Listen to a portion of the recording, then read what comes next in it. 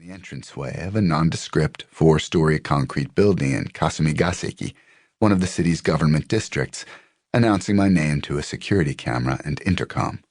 After a moment, a buzzer sounded.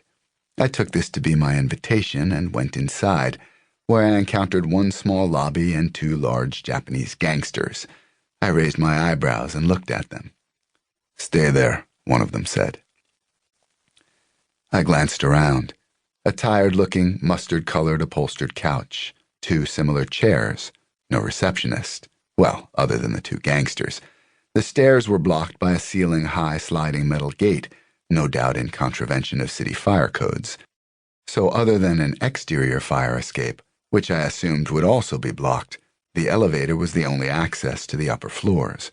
Victor liked his security, it seemed, and was more concerned with man-made threats than with natural disasters.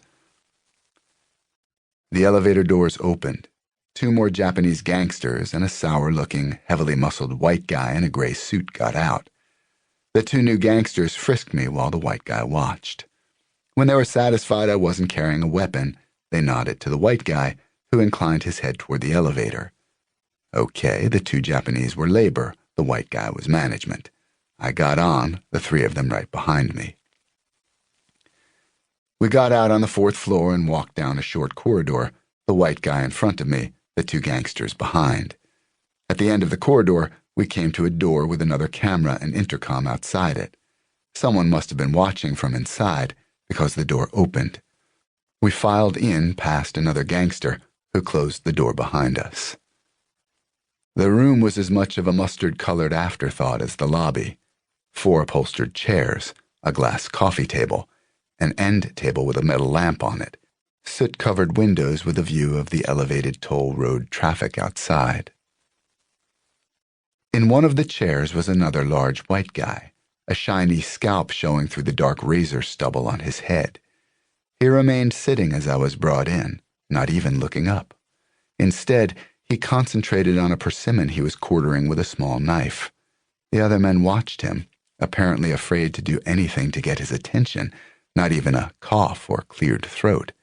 If the other white guy had been management, this was clearly the boss, Victor. He looked about 40, with broad Slavic cheeks and pale skin. Apart from his shaved head, his most distinguishing characteristic was his solidness.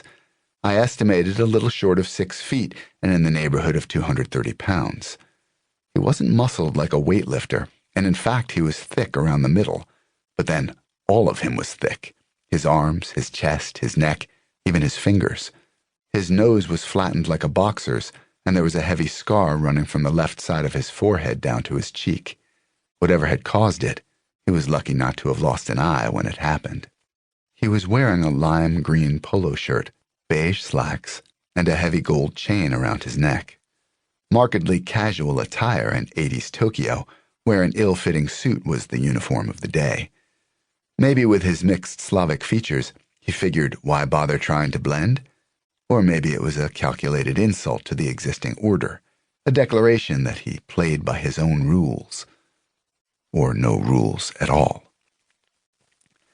He said nothing, continuing to cut his persimmon in lieu of a greeting. I assumed the ostentatious fruit carving was theater, intended to demonstrate power over me, if only the symbolic power to make me wait. I had learned the routine from McGraw, who had taught me a lot before I killed him. Or maybe he just wanted me to know he was good with a knife. But I'd spent a decade in the Philippines, where I worked with men who had grown up with knives, who from not much past infancy were drilled in Kali, and who had more real-world experience killing with knives than any sane person would ever want. If Victor hoped to impress me with his edged weapon skills, he was going to have to do more than take on a piece of fruit. Only after he had cut each persimmon quarter into several smaller pieces did Victor finally ease back in his chair and look at me. His eyes were my first glimpse of the Asian ancestry Miyamoto had mentioned. They were muddy brown, with prominent epicanthic folds. His nose, too, in addition to having been flattened and spread, most likely by repeated breaks, was set low enough on his face to suggest Asian parentage. "So you are a famous tough guy," he said in Russian-accented English.